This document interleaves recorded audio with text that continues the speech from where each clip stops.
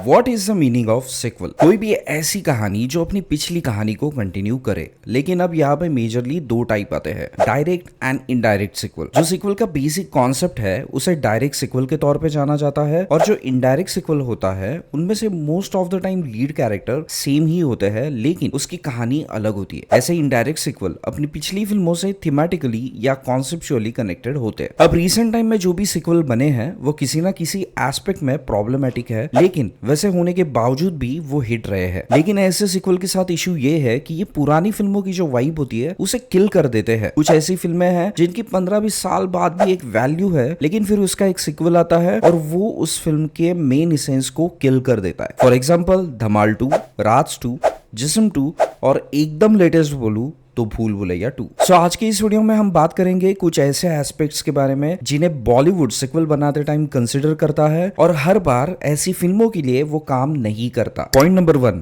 Lack of initial planning. देखो, बॉलीवुड में जो भी सिक्वल बनते हैं वो तब बनते हैं जब उनका पहला पार्ट सक्सेसफुल होता है, और उसी की वजह से most of the direct sequel काफी सिंपल और जेनेरिक फील होते हैं। For example Singham returns, Dabangg 2, यहाँ फर्स्ट पार्ट में से कोई सिग्निफिकेंट थ्रेड नहीं है जिसे सिक्वल में क्लोज किया जा रहा है। It just another story of that character with new tropes. और जब सिक्वल सही से प्लान होते हैं तब बनता है बाहुबली, जहाँ फिल्म अच्छे खासे क्लिफ हैंगर छोड़ती है और फिर सिक्वल में एक अच्छा क्लोजर भी देती है। Ultimately it leads to better experience for audience. Point number 2, forced story line. देखो, कुछ फिल्में ऐसी होती है जिनकी कहानी उस एक फिल्म के लिए ही सीमित होती है। मतलब एज अ वन फिल्म आप सोचोगे तो वो एक परफेक्ट फिल्म है and it does not need any sequel. लेकिन जस्ट बिकॉज फर्स्ट फिल्म ने अच्छे रिटर्न्स दिए, then they develop a very big idea which leads to terrible sequel. Point number 3, thematical disconnection. अब देखो, ये जो इनडायरेक्ट सिक्वल है इसे पूरी इंटरनेट पे रीनेम करके इनवैलिड सिक्वल करना चाहिए, क्योंकि सिक्वल का जो फंडामेंटल आइडिया है उसी को ये ब्रेक कर देता है। बहुत कम बार ऐसा होता है कि इनडायरेक्ट सिक्वल अच्छे बनते हैं और वो अपनी पहली फिल्म से थीमेटिकली अच्छी तरह से कनेक्टेड भी होते हैं। फॉर एग्जाम्पल लगे रहो मुन्ना भाई, आशिकी 2। लेकिन कुछ सिक्वल ऐसे हैं जो अपनी ओरिजिनल फिल्म की वाइब किल कर देते हैं, and there is a significant thematical disconnection in this type of sequels. For example Bhool Bhulaiyaa 1 एक साइकोलॉजिकल हॉरर कॉमेडी थी, वेयर एज भूल भुलैया 2 एक टिपिकल हॉरर कॉमेडी बन गई। एंड वी ऑल नो कि क्वालिटी के मामले में भूल भुलैया 1 आज भी टॉप करती है। सेम विद धड़क, जो सैराट नाम के एक मराठी फिल्म का रीमेक है जिसका कोई सिक्वल नहीं बना है मराठी में, लेकिन धर्मा धड़क 2 बना रहा है जो एक तमिल फिल्म का रीमेक है जिसका नाम है पारियरम पेरुमल। धड़क 2 may be an indirect sequel to धड़क, but there is no thematical connection in this case.